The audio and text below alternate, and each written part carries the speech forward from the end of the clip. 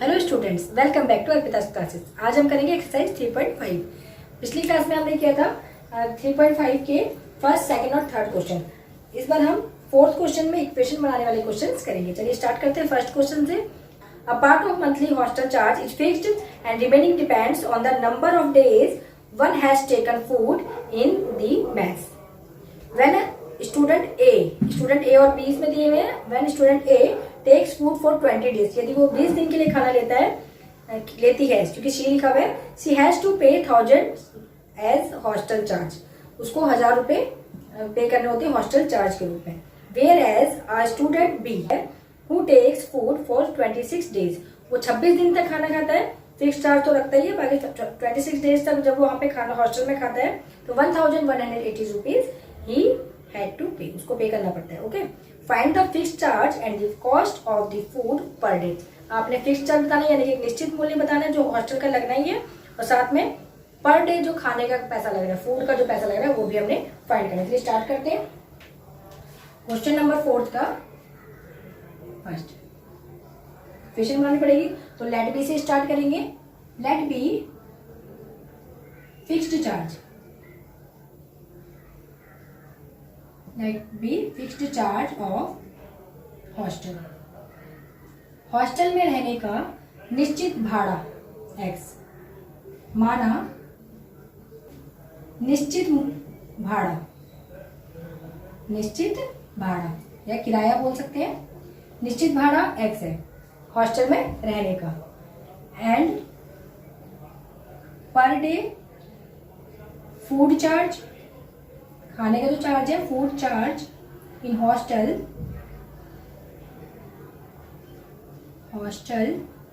Is equal to y। प्रतिदिन खाने का भाड़ा, प्रतिदिन खाने का भाड़ा या किराया लिख देते हैं, ठीक है। किराया इज इक्वल टू y। ये हो गया हमारा। अब अकॉर्डिंग टू क्वेश्चन चलेंगे, क्योंकि जब हमें इक्वेशन बनाने, समीकरण बनाने हैं, तो हम अकॉर्डिंग टू क्वेश्चन चलेंगे, एटीक्यू यानी कि प्रश्नानुसार। प्रश्न के अनुसार चलने पे ही हम समीकरण बना पाएंगे, सिचुएशन को समझते हैं। लेकिन सिचुएशन क्या कह रही है कि जो बच्चा ए है, ए स्टूडेंट, नाम दे दी इन्होंने बच्चे के नाम, स्टूडेंट ए जो है वो लड़की है शी, वह हॉस्टल में रहती तो एक्स रुपीज चार्ज तो देगी, फिक्स भाड़ा, निश्चित मूल्य तो देगी। साथ में वह जितने दिन खाना खाती है, एक दिन खाना खाई तो y रुपीज देगी, और वह 20 डेज अगर खाना खा रही है, स्टूडेंट ए 20 दिन खाना खाती तो 20 y रुपीज देगी। तो एक तो निश्चित भाड़ा देगी और एक 20 y रुपीज, ये टोटल रुपीज मिला के वह 1000 रुपीज टोटल हॉस्टल को पे करती है। आया समझ में? ये हमारा था फर्स्ट इक्वेशन, पहला समीकरण। उसके बाद जो स्टूडेंट बी है, बी स्टूडेंट, विद्यार्थी नंबर बी, वह भी निश्चित भाड़ा तो हॉस्टल में रहने का, हॉस्टल के अंदर रहने का निश्चित भाड़ा जो फिक्स्ड चार्ज है वो तो उसने पे करना ही करना है। साथ में यदि वो बाहर खाना खाता है तो पे नहीं करेगा, लेकिन यदि वह हॉस्टल के अंदर खाना खाता है तो एक दिन का तो y रुपीज पे करेगा, ठीक है। और टोटल कितने दिन वो खाना खा रहा है हॉस्टल में? 26 दिन खा रहा है, तो 26 डेज का वह 26 y पे करेगा। आया समझ में? यदि वह एक दिन का जितना भी पे कर रहा है 26 से मल्टीप्लाई करेंगे तो टोटल 26 डेज के रुपीज निकल के आएंगे, ठीक है। तो 26 बाई ये रुपीज और x जो फिक्स आपका निश्चित मूल्य भाड़ा है, किराया है, वो मिला के स्टूडेंट बी जो है वो 1180 रुपीज पे करता है। ये बन गई हमारी सेकंड इक्वेशन, दूसरा समीकरण। इसमें हम ए बी सी का मान लिख लेते हैं। a is equal to 1, B1 is equal to 20, C1 is equal to, इधर आ जाएगा तो -1000, 1000 माइनस 1000। उसके बाद है A2 सेकंड इक्वेशन की, A2 is equal to 1, B2 is equal to 26 and C2 is equal to -1180। ये आ गई वैल्यू। अब हमने इसे करना है क्रॉस मल्टीप्लिकेशन मेथड, यानी कि वज्र गुणन विधि से, ठीक है ना। चलिए स्टार्ट करते हैं। फिर हमारे पास इक्वेशन बन गई और हमें एबीसी की वैल्यू मिल गई, तो वज्र गुणन विधि का फॉर्मूला लगाते हैं। फॉर्मूला है x is equal to B1 multiply by C2 minus B2 multiply by C1 whole divided by A1 multiply by B2 minus A2 multiply by B1। यही है फॉर्मूला, ठीक है ना। अब स्टार्ट करते हैं, वैल्यूज पुट करेंगे। एक्स की वैल्यू देखो, x is equal to B1 कितना है 20,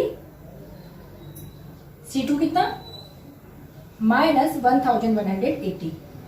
फिर ये वाला माइनस लिखेंगे B2 देखो कितना है 26, C1 देखिए कितना है -1000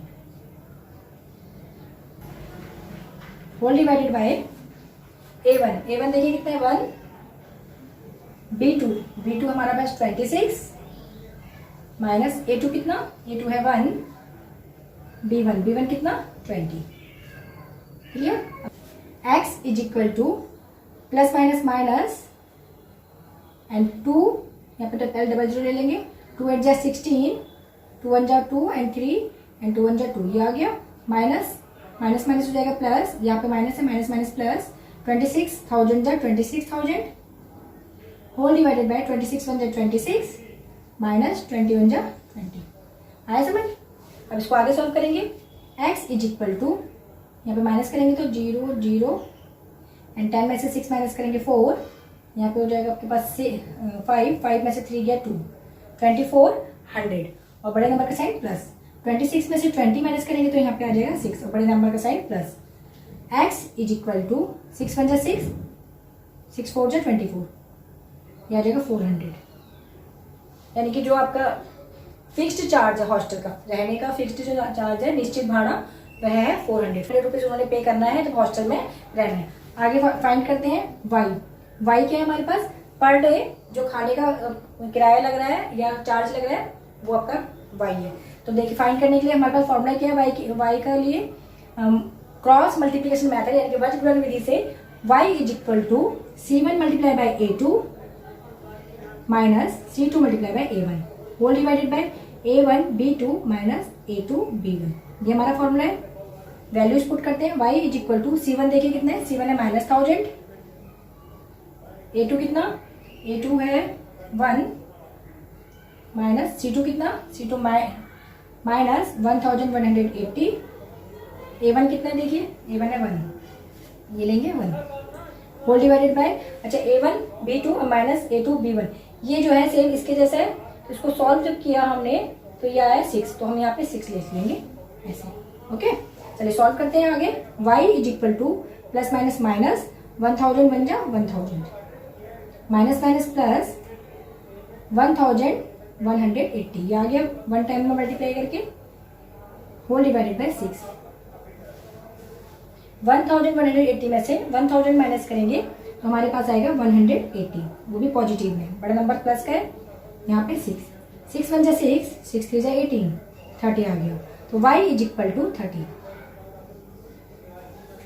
पर डे खाने का जितना चार्ज लग रहा है वो है 30 रुपीज 30। हैंस फिक्स्ड चार्ज किसका, हॉस्टल का, निश्चित किराया बोलेंगे, निश्चित किराया। बाकी आपके एनसीईआरटी में जो लिखा होगा हिंदी में, मैंने हिंदी देखा नहीं, उसके अकॉर्डिंग आप लिख लीजिए निश्चित किराया है या कौन सा है, निश्चित किराया।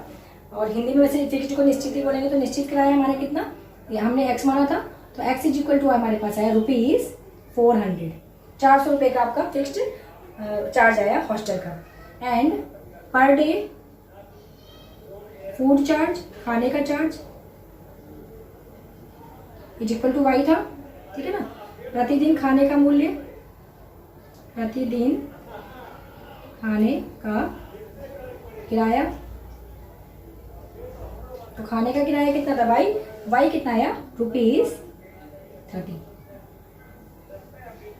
30 और यहाँ पे रुपीज 400 आया समझ में। अपने आंसर को वेरीफाई कर लेते हैं। चलिए x की वैल्यू 400, y की वैल्यू 30, वेरीफाई करते हैं। x की वैल्यू यहाँ पे 400 रखेंगे, y की वैल्यू 30 रखेंगे। 400 रुपीज तो पे करेगा ही, कौन करेगी, स्टूडेंट है, शी है ना ये, तो लड़की 400 पे करेगी हॉस्टल में रहने का और 20 दिन खाना खाएगी, एक दिन के खाने का 30 रुपए, तो 20 दिन का कितना हो जाएगा 20 दिन का हो जाएगा 600 रुपए। तो 600, 400 और 600 को प्लस करेंगे तो 1000 रुपीज बनेगा। तो ये 1000 इस 1000 के इक्वल है, तुम्हारा आंसर वेरीफाई हो गया। दूसरा देखते हैं। देखिए स्टूडेंट बी x निश्चित तो आपका जो फिक्स्ड चार्ज है वो पे करेगा 400 रुपीज़। स्टूडेंट बी है ये स्टूडेंट ए 400 पे करेगा।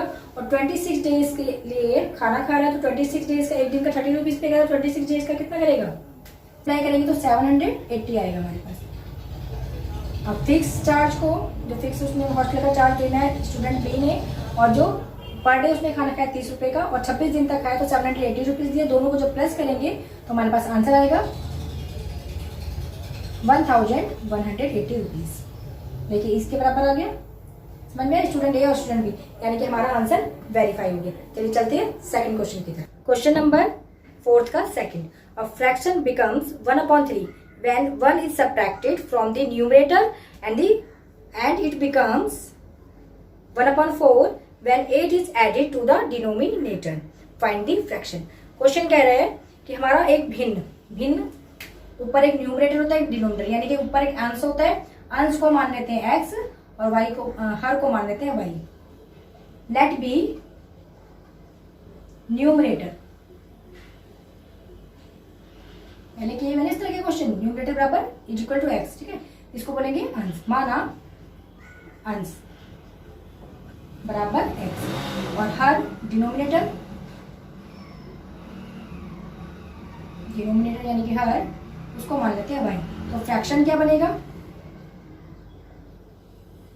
फ्रैक्शन बनेगा x/y, एक न्यूमरेटर एक डिनोमिनेटर, एक अंश और एक हर, ये हमारा बन गया फ्रैक्शन भिन्न। अब क्वेश्चन क्या कह रहा है देखिए, अकॉर्डिंग टू क्वेश्चन मैंने रीड कर दिया, क्वेश्चन समझा देते हैं क्या कह रहा है क्वेश्चन। प्रश्नानुसार चलेंगे तो हमें पता चलेगा क्वेश्चन जैसे कह रहा है उसी के अनुसार चल लेंगे। प्रश्नानुसार एक फ्रैक्शन x/y हमारी फ्रैक्शन है, ये 1/3 बन जाती है when 1 is subtracted from the numerator. यदि न्यूमरेटर में से एक को घटा दिया जाए तो यह 1/3 बन जाती है। ये हमारी फर्स्ट इक्वेशन बन गई। और यही फ्रैक्शन यही भिन्न 1/4 बन जाती है, 1/4 बन जाती है when 8 is added to the denominator, यदि प्लस कर दे 8 डिनोमिनेटर में। यदि हर में 8 जोड़ दे तो ये 1/4 बन जाएगी, और यदि अंश में 1 घटा दे तो ये 1/3 बन जाएगी। तो ये हमारी फर्स्ट इक्वेशन और सेकंड इक्वेशन, पहला समीकरण और दूसरा समीकरण। अब इसको सॉल्व करते हैं, कौन से मेथड से करेंगे, क्रॉस मल्टीप्लिकेशन मेथड से। उससे पहले इसको एबीसी की फॉर्म में ले लेते हैं जिससे कि हमें एबीसी की वैल्यू मिल जाए, हमें अपने कोफिशिएंट यानी कि गुणांक मिल जाए। तो ये 3 यहाँ पे डिवाइड में यहाँ मल्टीप्लाई में कर देंगे तो ये हो जाएगा 3x - 1, ओके, और ये y यहाँ पे मल्टीप्लाई हो जाएगा इज इक्वल टू y बन जाए y। अब इसको हम ब्रैकेट जब इसकी खोलेंगे तो 3x जा 3x प्लस माइनस माइनस 3 1 जा 3 is equal to y। 3x ये प्लस में इधर minus minus y minus 3 is equal to 0। ABC की फॉर्म में आ गया, a1 is equal to 3, b1 is equal to -1 and c1 is equal to -3। a1 b1 c1 ये हमारी value निकल के आ गई। अब इसको सॉल्व करते हैं, ये हमारी फर्स्ट इक्वेशन है, पहला समीकरण। दूसरे समीकरण को सॉल्व करने पे ये जो न्यूमरेटर है अंश है, ये यहाँ इससे डिवाइड, यहाँ पे डिवाइड में 4 और यहाँ पे जाके मल्टीप्लाई हो जाएगा, ये बन जाएगा 4x। ये यहाँ पे डिवाइड में y + 8 यहाँ पे जाके मल्टीप्लाई हो जाएगा 1 से, तो इज इक्वल टू y + 8 हो जाएगा, क्योंकि 1 से मल्टीप्लाई करेंगे तो ये सेम रहेगा। 1 हमारी मल्टीप्लाई आइडेंटिटी गुणात्मक तत्समक होता है। चलिए इसको सॉल्व करेंगे तो 4x को यहीं पे रहने देते हैं, एबीसी की फॉर्म में लेने के लिए इसको प्लस में है यहाँ पे -y और ये -8 इज इक्वल टू 0। ये बन गई हमारी सेकंड इक्वेशन और a की वैल्यू आ गई 4, a2 सेकंड इक्वेशन है, सेकंड के लिए a2 4, b2 -1 and c2 -8, okay. ये हमारी वैल्यूज मिल गई है कोफिशिएंट के गुणांकों की। अब हम इस पर पुट करते हैं, फॉर्मूला है x is equal to b1 multiply by c2 minus b2 multiply by c1 whole divided by a1 b2 minus a2 b1। x is equal to b1 कितना है देखिए, b1 हमारे पास है -1, हम मान रखेंगे, वैल्यूज पुट करेंगे। c2 कितना हमारे पास, c2 है -8, फिर माइनस लगाएंगे, b2 कितना -1, c1 कितना है -3 होल डिवाइडेड बाय a1 की वैल्यू 3, b2 की वैल्यू -1, फिर a2 की वैल्यू है हमारे पास 4, b1 की वैल्यू है -1। ओके, अब इसको सॉल्व करेंगे। माइनस माइनस प्लस, 8 वन जा 8, माइनस माइनस माइनस, 3 बार माइनस है तो ये हो जाएगा माइनस, एंड 3 वन जा 3। माइनस के साइन अगर मल्टीप्लिकेशन में, अगर आपके इवन नंबर में सम संख्याओं में माइनस माइनस 2 बार 4 बार 6 बार तो हमेशा प्लस का साइन आता है, और अगर ऑड नंबर में 3 7 5 इस तरह से तो वो माइनस का साइन आता है। माइनस 3 बार है ना तो यहाँ माइनस आया, ठीक, -3, 3 वन जा 3। अब ये प्लस माइनस माइनस, 3 वन जा 3, माइनस माइनस प्लस 2 बार है, देखो माइनस माइनस तो 2 बार जोड़े बनेंगे तो प्लस बन जाएगा, एंड 4 वन जा 4। एक्स इज इक्वल टू 8 में से 3 माइनस करेंगे 5, ठीक, और डिनोमिनेटर में आएगा प्लस माइनस माइनस, 4 में से 3 गया 1। यहाँ पे 1 हम नहीं भी लिखेंगे चल जाएगा, लेकिन लिख लेते हैं क्योंकि हमें अभी नीचे इसके आंसर पे लिखना है y की वैल्यू। तो हमारी x की वैल्यू निकल के आई, x इज इक्वल टू 5। अब y के लिए सॉल्व करेंगे। x की वैल्यू 5 का मतलब हमारा जो न्यूमरेटर अंश जो आया वो 5 है, और भिन्न बनेगी तो अब ये y ढूंढना है। y के लिए फॉर्मूला है c1 multiply by a2 minus c2 multiply by a1 whole divided by a1 b2 minus a2 b1। ये वाला सेम रहेगा, यानी कि डिनोमिनेटर में तो आंसर 1 आ गया। ऊपर सॉल्व करते हैं। c1 देखिए कितना है, c1 है हमारे पास -3, a2 कितना है, a2 हमारे पास है 4, माइनस c2 कितना, c2 -8, a1 कितना, a1 है हमारे पास 3 is equal to y। Plus minus minus, 3 4 जा 12, माइनस माइनस प्लस 8 3 जा 24 इज इक्वल टू y। इस 1 को रहने देते नीचे, नहीं लिखेंगे। प्लस माइनस माइनस, 24 में से 12 माइनस किया तो 12, और बड़े नंबर का sign plus, y is equal to 12। इसका मतलब जो फ्रैक्शन बनेगा हमारा, फ्रैक्शन, फाइंड द फ्रैक्शन पूछा था, भिन्न। भिन्न कैसे बनी हुई है, x और y से बनी हुई है, ये हमारी भिन्न है। तो x की वैल्यू आई है 5 और y की वैल्यू 12, तो हमारे फ्रैक्शन बना 5/12। इसको वेरीफाई करते हैं। 5 को यदि यहाँ लगेंगे, 5 में से 1 माइनस करेंगे तो 4, 5 में से 1 माइनस करेंगे तो 4, और नीचे हमारे पास y की वैल्यू 12, 4 1 जा 4, 4 3 जा 12, तो 1/3 बन गया, तो ये वेरीफाई हो गया, सत्यापित। दूसरा देखेंगे, x की वैल्यू हमारे पास कितनी है सेकंड इक्वेशन में, 4, x की वैल्यू है 5, सेकंड इक्वेशन में x की वैल्यू रखने पे 5, और y की वैल्यू कितनी है 12, और 12 में जब 8 जोड़ेंगे तो हो जाएगा 20, और 5/20 को जब हम रिड्यूस करेंगे, इसे हम को प्राइम बनाएंगे, तो 5 1 जा 5, 5 4 जा 20, सहबाजी में 1/4 आगे ना 1/4, तो हमारा आंसर वेरीफाई हुआ। अब आपका ये फोर्थ का सेकंड क्वेश्चन भी कंप्लीट हुआ। फोर्थ का question number 3, Yash scored 40 marks in a test, getting 3 marks for each right answers and losing 1 marks for each wrong answer. इसका मतलब यश 40 नंबर प्राप्त करता है एक टेस्ट में, 3 मार्क्स हर एक सही नंबर के लिए मिल रहे हैं, राइट आंसर्स के लिए, और 1 मार्क्स रॉन्ग आंसर के लिए, यानी कि इसमें नेगेटिव मार्किंग हो रही है। अगर रॉन्ग आंसर है तो 1 नंबर उसमें कट जाएगा। तो मान लेते हैं लेट बी, आगे क्वेश्चन बाद में रीड करेंगे, पहले लिख लेते हैं क्वेश्चन नंबर 4 का 3rd, let be number of correct answer, ये राइट आंसर,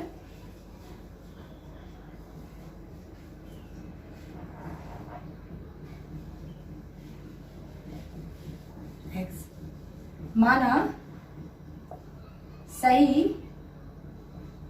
उत्तर की संख्या, जो सही उत्तर उसने दिया यस ने, उसकी संख्या मान लेते हैं x, और जो गलत आंसर दिए हैं रॉन्ग आंसर, उसमें 1 नंबर कट रही है ना, तो उस रॉन्ग आंसर के नंबर को हम मान लेते हैं, हमें नहीं पता उसने टोटल कितने क्वेश्चन अटेम्प्ट किए, तो हम उसको रॉन्ग आंसर को मान लेते हैं y, ठीक है। गलत उत्तर की संख्या, जितने गलत उत्तर यस ने दिए उनकी संख्या, गलत उत्तर की संख्या हमने y मान ली, okay. Had 4 marks been awarded for each correct answer, यदि उसे हर सही उत्तर के लिए 4 मार्क्स मिले और हर गलत उत्तर के लिए 2 नंबर कट जाए, तब उसको 50 नंबर मिलेंगे। तो ये यस जो है ये 50 नंबर स्कोर करता है। तो how many question were there in the test, तो टेस्ट में कितने क्वेश्चन थे, अकॉर्डिंग टू क्वेश्चन चलेंगे प्रश्न के अनुसार। तो यस ने अगर सही उत्तर किए हैं माना x, हमने टोटल जो उसने सही आंसर किए हैं, राइट आंसर्स, उसको हमने x मान लिया और उस x में उसको प्रत्येक राइट आंसर्स के लिए मिल रहे हैं 3 नंबर। तो 3x का मतलब है ये आपके टोटल नंबर हो गए, फिर प्लस, और जो रॉन्ग आंसर्स के लिए उसको 1 मार्क्स लॉस हो रहा है। रॉन्ग आंसर टोटल उसने y किए, तो हर एक पे 1 नंबर माइनस हो रहा है उसका, तो -1 से मल्टीप्लाई कर देंगे। ओके, तो टोटल हमारे पास जो मार्क्स हो जाएंगे 3x एंड -1y, इन दोनों को ऐड करके 40 मार्क्स उसने गेट किए। ये बन गई हमारी फर्स्ट इक्वेशन। इसको सॉल्व कर लेते हैं फर्स्ट इक्वेशन को। तो 3x plus minus minus y ये -40 इज इक्वल टू 0, ये बन गई फर्स्ट इक्वेशन। सही से इसको हमने ABC की फॉर्म में ले लिया। सेकंड इक्वेशन में देखो क्या कह रहे हैं, यदि उसने राइट क्वेश्चन जो सही आंसर उसने x अटेम्प्ट करे एग्जाम में किए, तो हर एक सही आंसर के लिए उसको 4 नंबर मिल रहे हैं। तो 4 मल्टीप्लाई बाय x, 4x उसको मार्क्स मिल गए, और प्लस, और हर एक गलत आंसर के लिए उसके 2 नंबर कट रहे हैं। तो आपके उसने y माना कि उसने y गलत आंसर्स किए, इनके रॉन्ग आंसर्स वहां पे करके आए एग्जाम में, टेस्ट में, तो उसको 2 मार्क्स लेस हो रहे हैं, -2 इज इक्वल टू टोटल मिला के ये पॉजिटिव और नेगेटिव रिड्यूस भी हो गया ना, नेगेटिव मार्किंग हो गई, तो प्लस माइनस माइनस कर देंगे और हमारे पास टोटल उसने मार्क्स जो प्राप्त किए वो 50। ओके, ये सेकंड इक्वेशन बन गई। इसको ABC की फॉर्म में ले लेते हैं। तो 4x minus plus minus minus 2y, और ये यहाँ पे आ जाएगा -50 इज इक्वल टू 0, ये बन गई सेकंड इक्वेशन। अब इसकी ABC की वैल्यू लिख लेते हैं, जो कि हमें क्रॉस मल्टीप्लिकेशन मेथड से करना है। तो A1 फर्स्ट इक्वेशन में देखेंगे, A1 है हमारा 3, B1 is equal to -1, C1 is equal to -40। Okay, ऐसे ही सेकंड इक्वेशन की A2 is equal to 4 and B2 is equal to -2 and C2 is equal to, ये आ गया -50। अब इसको हम फॉर्मूले में रखते हैं, इन वैल्यूज को फॉर्मूले में रखें। क्रॉस मल्टीप्लिकेशन फॉर्मूला हमारा वज्र उड़न विधि, x is equal to B1 multiply by C2 minus B2 multiply by C1, ये हमारा फॉर्मूला है।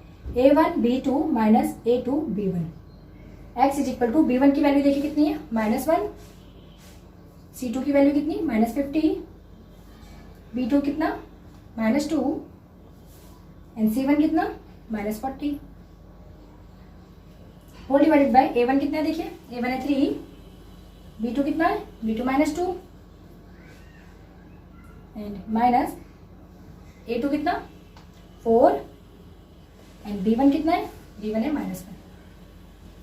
चलिए सॉल्व करते हैं। x is equal to minus minus plus, 50 बन जा 50, ये 3 बार माइनस है तो हो जाएगा माइनस, एंड 42 जा 80, whole divided by 3 plus minus minus, 3 2 जा 6, माइनस माइनस प्लस, 4 1 जा 4। ठीक है ना, अब इसको सॉल्व करेंगे। x इज इक्वल टू 80 में से 50 माइनस करेंगे 30, इसमें से 4 माइनस करेंगे 2, बड़े नंबर का साइन माइनस, और यहाँ पे भी माइनस, माइनस से माइनस कैंसिल हो जाएगा। तो x इज इक्वल टू 30 को 2 से डिवाइड करेंगे तो 15, x की वैल्यू आ गई 15, यानी कि टोटल जो उसने क्वेश्चन सही वाले अटेम्प्ट करे, जो राइट क्वेश्चन है, करेक्ट आंसर्स, वो है उसके 15 क्वेश्चन उसने करेक्ट किए हैं। अब देखिए कि रॉन्ग कितने किए हैं उसने, गलत कितने किए हैं। तो y के लिए हमने माना था, तो y का फॉर्मूला लगाएंगे, C1 multiply by A2 minus C2 multiply by A1, whole divided by A1 B2 minus A2 B1। अच्छा, इसकी वैल्यू हम सॉल्व नहीं करते, ये सेम आती है 2, यहाँ पे -2 ले लेते हैं, -2 आई थी ना रिड्यूस करने से पहले, तो ये सेम ले लेंगे, इज इक्वल टू y, इसके लिए सॉल्व करेंगे। C1 कितना है देखिए, C1 है -40, A2 कितना है, A2 है 4, माइनस C2 कितना है, -50 एंड A1 कितना 3। आ रहा समझ में, वैल्यूज पुट कर रहे हैं, कुछ नहीं इसमें स्पेशल कर रहे हैं, प्लस माइनस माइनस और कैलकुलेशन है। 44 जा 160, फिर माइनस माइनस प्लस, 53 जा 150, whole divided by -2 is equal to y, यहाँ पे आ गया। प्लस माइनस माइनस, 160 में से 150 माइनस करेंगे, हमारे पास आंसर आएगा 10, और बड़ा नंबर का साइन माइनस, और ये -2, माइनस से माइनस कैंसिल, 2 5 जा 10, तो y की वैल्यू निकल के आई 5। रॉन्ग आंसर जो उसने किए वो किए 5, और करेक्ट आंसर किए 15, तो 15 प्लस 5, टोटल क्वेश्चन कितने किए उसने, yes, attempt total number of question, total number of question उसने कितने अटेम्प्ट किए, x प्लस वाई, यानी कि 15 तो राइट किए उसने और 5 गलत करके आया, तो टोटल उसने 20 क्वेश्चन अटेम्प्ट किए।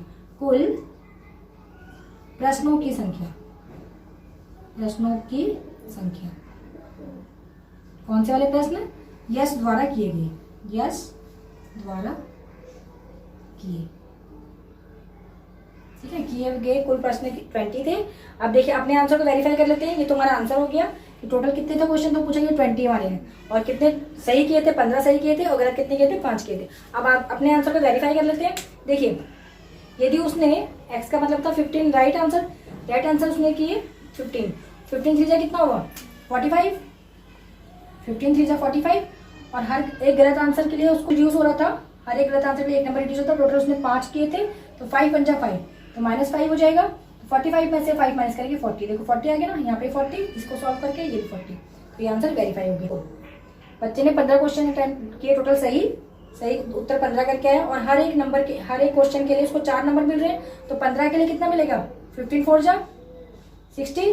देखो रॉन्ग आंसर वो कर रहा है 5 उसने गलत आंसर किए, हर एक गलत आंसर के लिए 2 नंबर कट रहे हैं, तो 5 अगर आंसर रॉन्ग करके आया तो 5 2 जा 10, तो 10 मार्क्स उसके रिड्यूस भी हो जाएंगे, नेगेटिव मार्किंग हो रही है ना, तो ये कट गए। तो 60 में से 10 माइनस किए 50, तो उसको टोटल 50 मार्क्स मिलेंगे।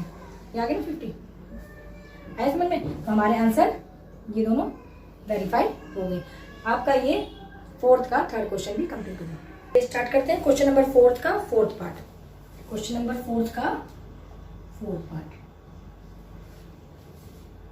Place A and B are 100 km apart on a highway. One car starts from A and another from the B at the same time. If the cars travel in the same direction at different speed, they meet in 5 hours. If they travel towards each other, they meet in 1 hour. What are the speed of 2 cars? इसमें पूछा क्या गया? देखिए इसमें देखिए 2 place बता रखे हैं, A एंड B। यहाँ पे समझा देते हैं। एक प्लेस ये है A और दूसरा प्लेस ये B। ये दोनों place,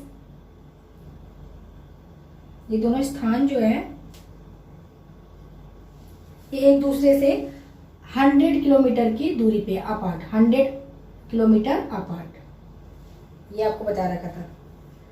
one car start from ए, एक कार जो ए से स्टार्ट करती है और दूसरी बी से स्टार्ट करती है, और जब ये सेम डायरेक्शन में चलते हैं, एक ही दिशा की तरफ चलते हैं, तो देखो ए वाला स्टार्ट करेगा, जो ए वाली कार है, ए स्थान से जो कार स्टार्ट होगी इस तरफ को उसका फेस है, इस तरफ चलेगी, और जो दूसरी वाली होगी वह भी उसी डायरेक्शन में चलेगी। जब ये दोनों सेम डायरेक्शन में चल रहे हैं तब ये दोनों 5 घंटे बाद 5 आवर्स में जाके 5 आवर्स में जाके मिल जाते हैं। ठीक है, देखिए ये भी आगे को चलेगा बी, और ये ए वाली कार भी आगे को चलेगी। तो एक ही स्थान पे खड़ी हुई कार जब बी से मिलेगी तो बी वाला थोड़ा और आगे निकल चुका होगा, इसका मतलब ए वाला जो है वो 100 किलोमीटर तो चलेगा, साथ में जितना बी ने डिस्टेंस लिया वो भी लेगा, और बी वाला भी अपना डिस्टेंस तो लेगा, और 5 घंटे में आके ये दोनों मिल जाएंगे, यानी कि ये भी 5 घंटे से मिलेगा और ये भी 5 घंटे से मिलेगा। ओके, तो इनकी स्पीड बतानी है हमें। दूसरी सिचुएशन, ये दोनों स्थान पे जो कार खड़ी है, इस कार में ये इस डायरेक्शन में चलते हैं, और ये बी वाला भी, जो बी वाली कार है ये भी इसी डायरेक्शन में चलती है। बी वाली कार इस तरफ और ये भी इस तरफ, यानी टूवर्ड्स, एक दूसरे की ओर चलते हैं, अपोजिट डायरेक्शन में, ये इस तरफ और ये इस तरफ, टूवर्ड्स यानी कि एक दूसरे की ओर जब चलते हैं। तो जब ये एक दूसरे की ओर चलेंगे, हो सकता है ये यहाँ पे आके मिल जाए, तो इसका मतलब इसकी स्पीड तेज होगी और इसकी स्पीड कम होगी, और यहाँ पे आके मिल जाए। हो सकता है यहाँ पे आके मिल जाए तो इसकी स्पीड तेज और इसकी स्पीड कम, और हो सकता है बीचों बीच आके मिल जाए तो दोनों की स्पीड बराबर और ये यहाँ पे आके मिल जाए।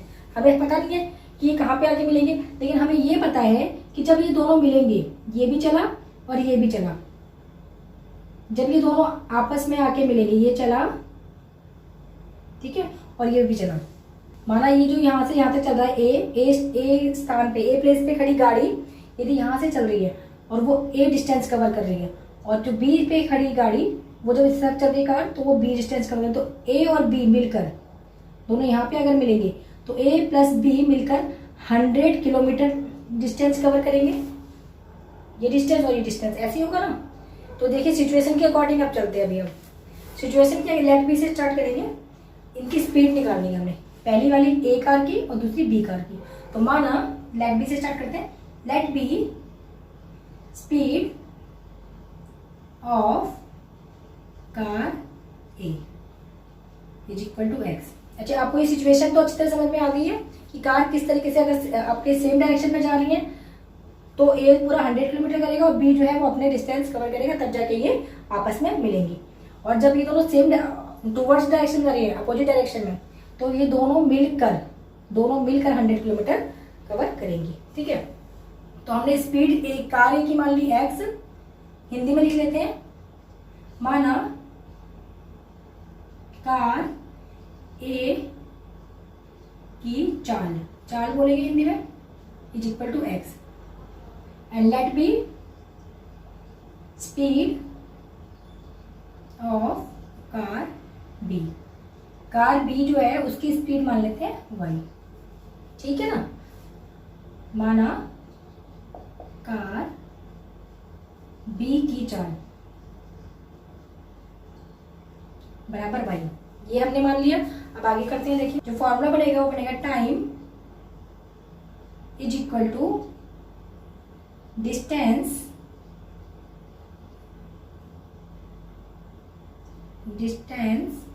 Upon speed. ठीक है, ये हमारा फॉर्मूला होता है टाइम का, समय का। इसको लिख लेते हैं हिंदी में, समय बराबर दूरी बट्टे चाल, ये हमारा फॉर्मूला है। अच्छा, ये हम फॉर्मूला कब बना रहे हैं, जब हम सेम स्पीड में हमारी कार, सेम डायरेक्शन में हमारी कार चल रही है, सेम डायरेक्शन यानी कि एक ही दिशा में,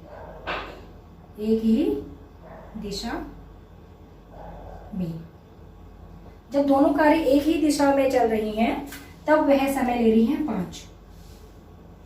ये कार ए की बात कर रही मैं, कार ए ले रही है 5 घंटे का समय, 5 आवर्स।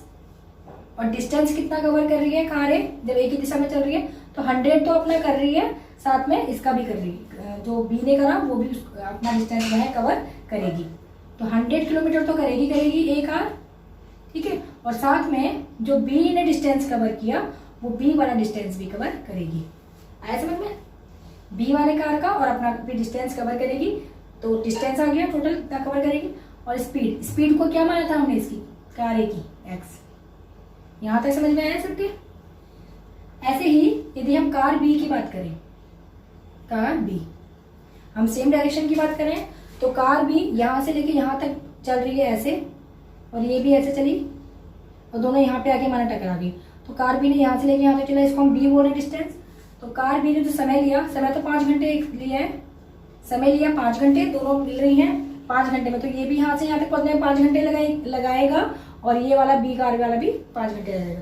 तो 5 घंटे समय, दूरी बी ली इसने, जितना इसने तरफ बी दूर मान लेते हैं, और चाल को हमने इसकी वाई माना, यानी कि इसकी स्पीड।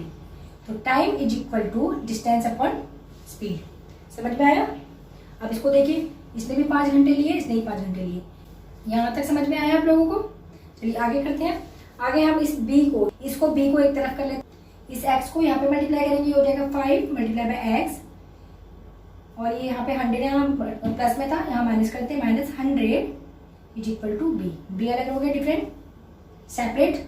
ठीक है, यहाँ पे भी बी को सेपरेट करते हैं तो 5 और ये y यहाँ multiply 5y is equal to B वाली कार का डिस्टेंस हमने माना था, तो ये बी और बी जब आपका राइट हैंड साइड इक्वल हो तो लेफ्ट वाले भी इक्वल हो जाएंगे। इसका मतलब इसे और इसे ऑब्जर्व करके हमें पता है कि हमारा राइट हैंड इक्वल है, तो लेफ्ट भी इक्वल हो जाएगा, यानी 5x minus 100 is equal to 5y। यहाँ तक समझ में आया। ये वाला इसके इक्वल हो गया, लेफ्ट के इक्वल, क्योंकि हमारा राइट वाला भी इक्वल था। बायां पक्ष भी बराबर हो गया क्योंकि दायां वाला बराबर था। ठीक है, अब इसको सॉल्व करेंगे। 5x और 5y एक तरफ ले लेते हैं स्टैंडर्ड फॉर्म में लेने के लिए। 5x minus 5y is equal to, इसको यहाँ ले लेते हैं 100। ठीक है, राइट हैंड साइड पे 5 कॉमन ले लेंगे तो x माइनस वाई अंदर ब्रैकेट के अंदर जाएगा, 5 कॉमन आ गया, उभयनिष्ठ बोलेंगे हिंदी वाले, इज इक्वल टू 100। ठीक है, समझ में आया। और x minus Y is equal to, ये 5 मल्टीप्लाई में था, यहाँ डिवाइड में आ जाएगा, x minus Y is equal to 100 upon 5। तो यहाँ पे जब 100 को 5 से डिवाइड करेंगे तो हमें मिलेगा x minus Y is equal to 20। ये बन गई मेरी फर्स्ट इक्वेशन, पहला समीकरण। दूसरा इक्वेशन बनाने के लिए देखिए दूसरी सिचुएशन क्या है, ये तो सेम डायरेक्शन में एक ही तरफ चल रहे थे तब की बात है दोनों गाड़ियां। अब हम इसको टूवर्ड्स ले जाएंगे अपोजिट डायरेक्शन में इस तरीके से। चलिए तो यहाँ ले लेते हैं, फिर अब कर देंगे इसको। ये हमारा अपोजिट डायरेक्शन, अपोजिट डायरेक्शन यानी कि ए और बी कार कैसे चल रही है, विपरीत दिशा में, विपरीत दिशा में, विपरीत दिशा में इस तरीके से आपस में टकराएंगी, आपस में जाके मिल जाएंगी। तो जो कार ए है की बात करें, कार ए फॉर्मूला सेम रहेगा। हम कार ए की बात करें फॉर्मूला सेम रहेगा, time is equal to distance upon speed यानी कि समय बराबर दूरी बट्टे चाल। अब देखिए टाइम कितना ले रहे हैं, जब ये अपोजिट डायरेक्शन की बात कर रहे थे तो कार ए ने 1 आवर का समय लिया, 1 hour is equal to distance यानी कि दूरी ली है, दूरी ए मान लेते हैं इसकी, हमें नहीं पता था डिस्टेंस कितना कवर किया है, इसने ए किया इसने बी किया, ठीक है। ए इसका डिस्टेंस मान लेते हैं एंड स्पीड को कितना मानता कार ए की, एक्स। ये बन गई एक इक्वेशन। इसको सॉल्व करने के लिए ए को एक अलग कर लेंगे, एक्स यहाँ पे डिवाइड में यहाँ मल्टीप्लाई में आ जाएगा यानी कि 1x इज इक्वल टू ए, ठीक है। अब दूसरी सिचुएशन ले लेते हैं कार बी की, कार बी भी time is equal to distance upon speed का फॉर्मूला लगाएंगे यानी कि समय बराबर दूरी बट्टे चाल। समय कितना लिया कार ए जब इससे मिल रही है, 1 घंटे का, 1 आवर्स, ओके 1 आवर्स यानी कि 1 घंटा। और डिस्टेंस कितना कवर किया इसने, बी, इसने बी कवर किया। लेकिन इसको बी ना बोल के यदि हम बोल दें कि जितना ही टोटल डिस्टेंस है 100 में से यदि ए माइनस कर दें जो तो बचा है उतना डिस्टेंस इसने कवर किया, क्योंकि ए और बी मिलने में हमारे पास लाइक टर्म यानी कि समान पद नहीं बनेंगे, तो हम इसको डिस्टेंस को 100 माइनस ए बोल लें, ऐसे बोल सकते हैं। समान पद बनाएंगे, 100 में से जब ए हटा देंगे तो ये वाला डिस्टेंस यानी कि बी आ जाएगा, ठीक है ना। तो 100 माइनस ए इसने डिस्टेंस लिया और इसकी जो स्पीड है उसको हमने वाई माना था, तो यहाँ पे स्पीड हो जाएगी वाई। समझ में आया कार बी का। अब इस वाई को यहाँ पे डिवाइड में या मल्टीप्लाई में ले लेंगे तो ये वाई हो जाएगा, वाई बन जाए वाई, ये आवर्स था घंटे, और ये यहाँ पे प्लस में है 100, इसको माइनस में लेंगे, -100 इज इक्वल टू माइनस ए।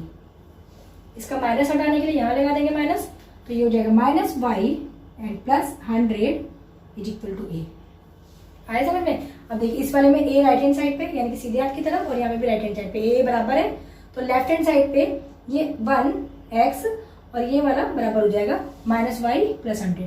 तो इसको देख के हमारी इक्वेशन बनेगी कि x इक्वल है -y प्लस 100 की। आया समझ में।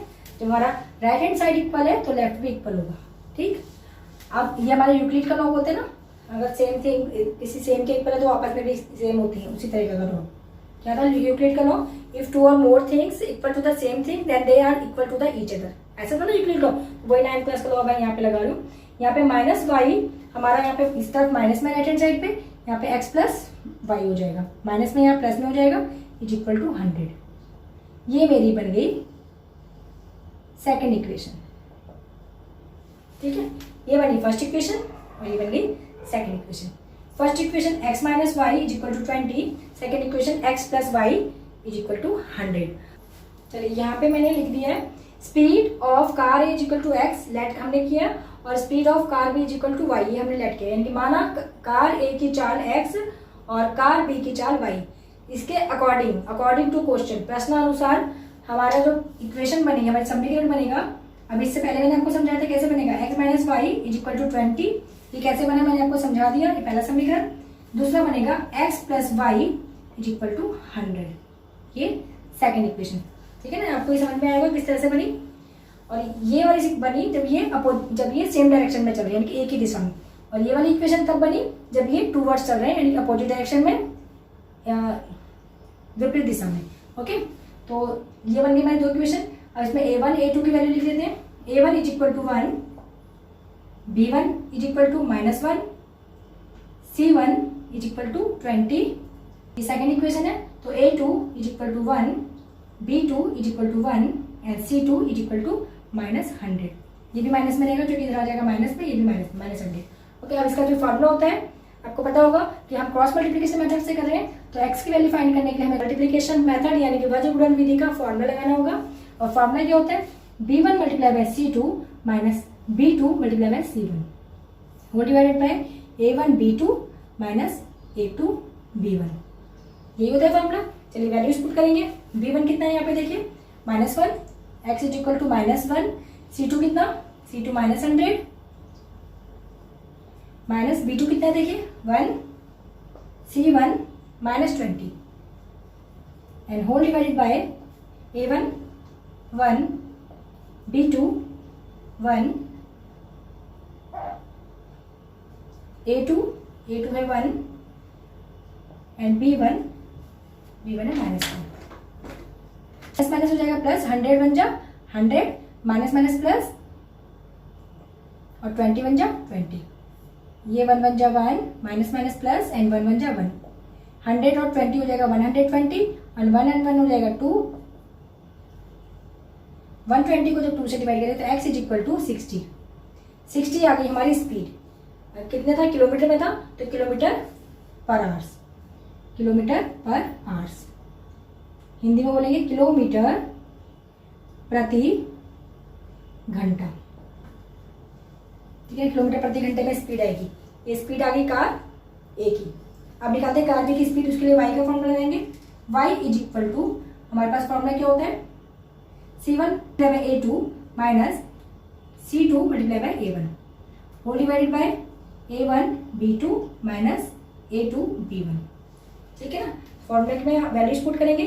c1 की वैल्यू ढूंढिए कहाँ पे, -20 है तो यहाँ लिखेंगे -20, a2 की वैल्यू देखिए कहाँ पे 1 है, माइनस c2 कितना -100, ये वाला माइनस तो ये रखा और ये -100 वैल्यू है इसकी, एंड a1 की वैल्यू है 1 होल डिवाइडेड बाय, अच्छा a1 b2 और a2 b1 इसको हम कभी सॉल्व नहीं करते, ये मैंने आपको बताया कि इसको हम सॉल्व करते हुए चले तो ये हमारी वैल्यू 2 निकल गई, तो इस वैल्यू को हम ऐसे लिख लेते हैं, यहाँ पे रखेंगे 2 is equal to y, okay. अब इसको आगे जब सॉल्व करेंगे तो y इज इक्वल टू, ये देखिए प्लस माइनस माइनस हो रहा है यहाँ पे -20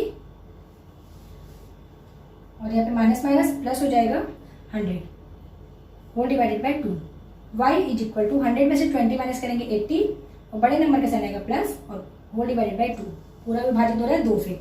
y बराबर y इज इक्वल टू 80 को जब 2 से डिवाइड करेंगे तो हो जाएगा 40 किलोमीटर पर आवर्स, यानी कि 40 किलोमीटर प्रति घंटा। Hence, the speed of car A is equal to 60 kilometre. Hence, speed car A is equal to 60 kilometre per hour and speed of car B, speed car B is equal to 40 kilometre per hour, ठीक है ना। हिंदी में लिखेंगे, अतः car ए की चाल 60 kilometre प्रति घंटा और कार बी की चाल 40 किलोमीटर प्रति घंटा ज्ञात हुई, ठीक है ना। ये आपका आंसर पूरा सॉल्व हो गया। ओके, अब चलते हैं नेक्स्ट क्वेश्चन की तरफ।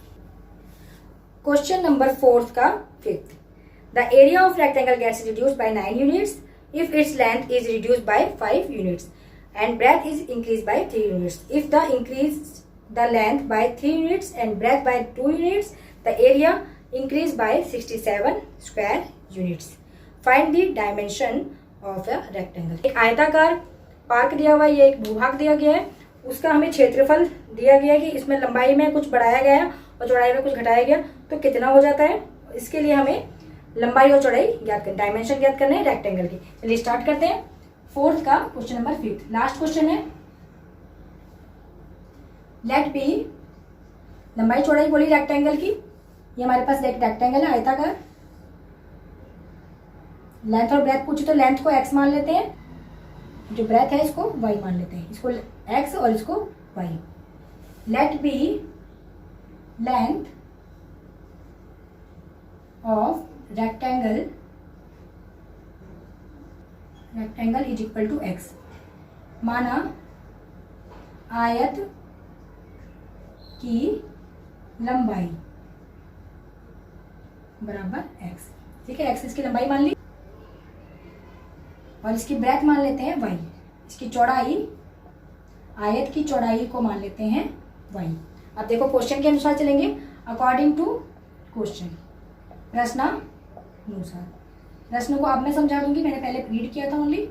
प्रश्न के अनुसार चलने पर देखो प्रश्न कह रहा है, अच्छा L इंटू बी इसकी हमारा एरिया जब हम निकालते हैं रेक्टेंगल का क्षेत्रफल, जब निकालते हैं एरिया कितनी जगह यह घेर रहा है उसको कहते हैं हम एरिया। क्षेत्रफल निकालने के लिए L इंटू बी होता है। पहले फॉर्मूला लिख लेंगे, area of rectangle is equal to L into B. आयत का क्षेत्रफल बराबर लंबाई गुणा चौड़ाई। आया समझ में? आता अब देखिए कैसे करेंगे। लेंथ को हमने x माना है, अकॉर्डिंग टू क्वेश्चन चलेंगे। लेंथ में 5 घटाने पर, लेंथ में 5 घटाने पर ये लंबाई लिखी हमने, और ब्रेथ में 3 बढ़ाने पर, लेंथ में 5 घटाने पर, लंबाई में 5 घटाने पर और चौड़ाई में 3 जोड़ने पर जो हमारा एरिया बनता है, एरिया क्षेत्रफल, वह है 9 यूनिट घट जाता है। तो हमारे एरिया था x मल्टीप्लाई बाय वाई, ये 9 यूनिट्स घट जाता है, कम हो जाता है, रिड्यूस हो जाता है। ठीक है, 9 वर्ग मीटर कम हो जाता है। ये हमारा फर्स्ट इक्वेशन बन गई। इसको सॉल्व करते हैं, एबीसी की फॉर्म में ले लेंगे। एक्स वाई माइनस 9 ये एरिया, ठीक है, area is equal to L into B. L into B को हम मल्टीप्लाई करेंगे तो एक्स को एक्स वाई से करेंगे, X Y plus plus plus 3x plus minus minus 5y plus minus minus 5 3 जा 15, ये आ गया। ठीक है, अब एक्स वाई यहाँ पे प्लस में है, यहाँ पे माइनस में आएगा तो ये कैंसिल हो जाएगा। अब इसको एबीसी की फॉर्म में ले लेते हैं। यह 3x, पहले एक्स वाली आएगा, फिर माइनस 5y माइनस 15, और ये माइनस में था, यहाँ पे प्लस में आ गया, plus 9 is equal to 0। 3x minus 5y plus minus minus 15 में से 9 माइनस करेंगे, हमारे पास बचेगा 6, बड़े साइन माइनस का, इज इक्वल टू 0। ये बन गई हमारी फर्स्ट इक्वेशन। ऐसे समझ। ऐसे ही ये सेकंड सिचुएशन में क्या करें, सेकंड इक्वेशन बनाने के लिए, यदि लेंथ में, लंबाई को क्या माना हुआ है हमने, लंबाई को माना हुआ है हमने x। यदि लंबाई में 3 जोड़ दिया जाए, यानी कि लंबाई को 3 बढ़ा दिया जाए, इंक्रीज कर दिया जाए 3 यूनिट्स, और ब्रेथ में, ब्रेथ को y माना हुआ है हमने, चौड़ाई को y, चौड़ाई में यदि 2 बढ़ा दिया जाए, दोनों में बढ़ाना है, लंबाई में भी 3 बढ़ा दो और चौड़ाई में भी 3 बढ़ा, 3 यूनिट्स एरिया बढ़ा दिया जाए, तो जो हमारा एरिया है एक्स मल्टीप्लाई बाय था लंबाई गुणा चौड़ाई एल टू बी, यह है 67 यूनिट्स इंक्रीज हो जाता है। 67 वर्ग मीटर यूनिट, ये वर्ग इकाई इंक्रीज हो जाता है।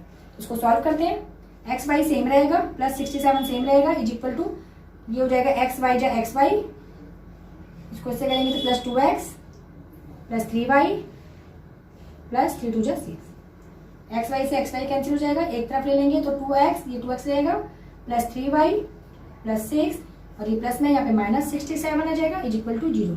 67 में से 6 माइनस करेंगे तो यहाँ पे आ जाएगा 61, एक मिनट, 2x प्लस 3y, बड़े नंबर से माइनस 67 में 6 माइनस करें 61, इज इक्वल टू 0। ये बन गई हमारी सेकेंड इक्वेशन। अब इसमें एबीसी की वैल्यू लिख लेते हैं फटाफट। ये हमारी फर्स्ट इक्वेशन आ गई और ये हमारी सेकंड इक्वेशन आ गई। जब हमारे पास 2 इक्वेशन मिल गई, 2 समीकरण मिल गए हैं, तो चलिए अब इसका x और y का मान, यानी कि इसकी लंबाई और चौड़ाई निकालते हैं क्रॉस मल्टीप्लिकेशन मेथड से। रेक्टेंगल की लेंथ और breadth, x is equal to, पहले इसके लिए एबीसी की वैल्यू चाहिए होगी तो एबीसी की वैल्यू पहले यहाँ लिख लेते हैं। a1 is equal to 3, b1 is equal to -5 and c1 is equal to -6। ऐसे ही a2 is equal to 2, b2 is equal to 3 and c2 is equal to -61। ऐसे समझ। चलिए अब इसमें वैल्यूज पुट करेंगे। x का फॉर्मूला क्या होता है, क्रॉस मल्टीप्लिकेशन मेथड से, वर्गीकरण विधि से, b1 multiply by c2 minus b2 c1 whole divided by a1 b2 minus a2 b1। ये हमारा फॉर्मूला है, इस पर वैल्यूज पुट करेंगे।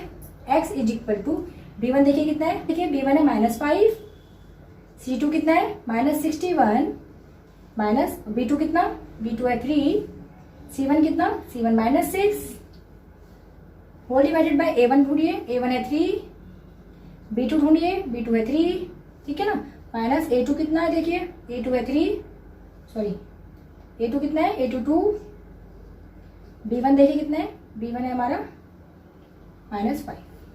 अब इसे कैलकुलेट करेंगे, माइनस माइनस प्लस हो जाएगा और 5 60 बन जा, 5 बन जा 5, 5 6 जा 30,